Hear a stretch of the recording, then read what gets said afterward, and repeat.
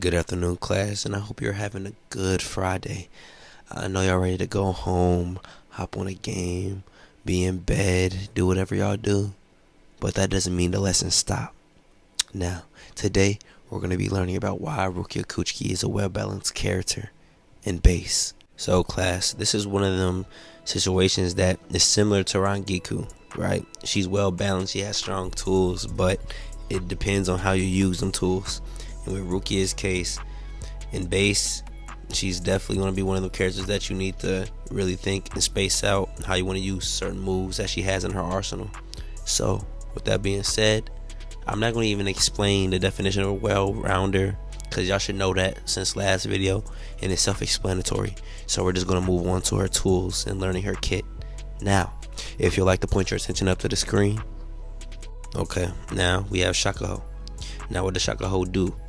Create combos in various forms of power with the Shakuho by holding the inputs. So class, it's similar to Rangiku's, but if you hold the input, she fires more of them. Plus, you can add this in combo routes. So make sure you go ahead and use this move. Plus, it's multiple ones. So why not use it and trip up your opponent? Now moving on to the next one. Now we have Byakurai. Released while stepping backwards, Byakurai makes Rukia momentarily invincible, allowing for punishing attacks. Class, this is a perfect reversal. So, if your opponent is rushing you and he's mashing at you, use this. She's invincible. She has invo frames. So, she's going to step backwards in a safe distance to go ahead and punish your opponent. Make sure you use this as a counter. It may not say a counter, but you can definitely use it as a counter since you got invo startup frames. So definitely make sure you use this. Okay class, now we have Sokatsui, a follow-up attack that can be used after Rukia lunges and slashes successfully. So on hit, it will go ahead and turn into Sokatsui. It will blow back your opponent. Now this will be perfect for a combo ender. So if you're in a combo, go ahead, do your little things, and then end it off with Sokatsui. Okay class, now this is where I really need to pay attention.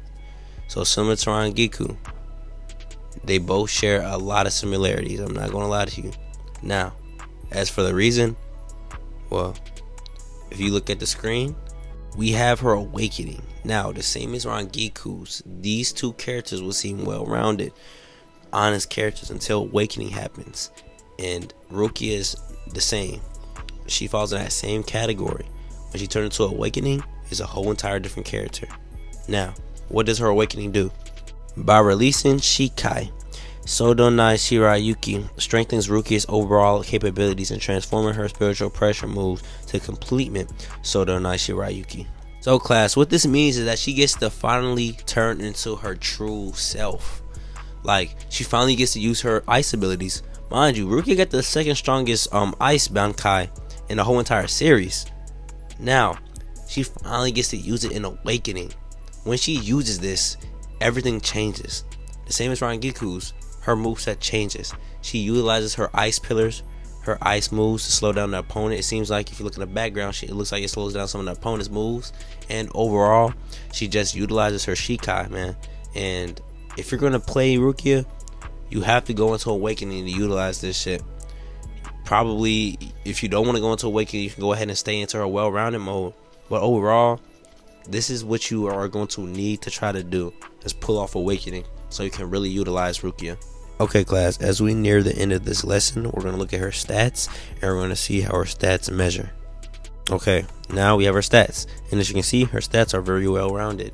They are not bad, they are not too good, but they are just average stats. Yeah, her ease of use is 5, but don't get shit sweet. She's definitely going to be a technical character. Especially if you want to master her, she's definitely going to be technical. Because in base, she's literally an honest and well-rounded character. Now, the goal, if anything, what you want is to go into Awakening so that whole entire thing can change. So your whole entire playstyle can change. What you see right there is her base form. It's literally her base form and her base stats, though. But in Awakening, that shit's going to change. So if you're going to pick up Rukia, keep in mind that you have to play technical with her. You just can't do dumb shit with her. Because if she's anything like Rangiku, y'all both are going to have to work for y'all win. So make sure y'all do it and make sure y'all think. Okay, class, now that we reached the end of this lesson, I hope that you took something away from it. I hope that you could learn something new or come up with a game plan of how would you play with Rukia.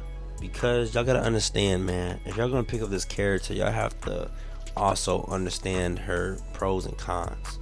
Because with her type of character archetype, it's purely of the player's responsibility to understand what is the right things to use in that certain circumstance.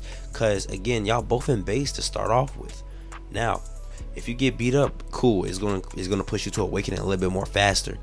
But keep in mind though, the whole entire point is to try to win before you go into awakening. Going into awakening can give you that edge, cool, but if you go into awakening and don't know what to do, what's the point?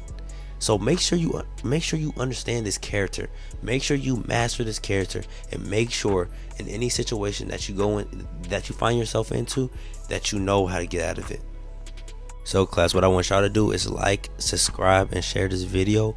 Road to 100 subscribers on the way. And before y'all leave, don't slam my doors. I'll see y'all next video. ごきげんよう。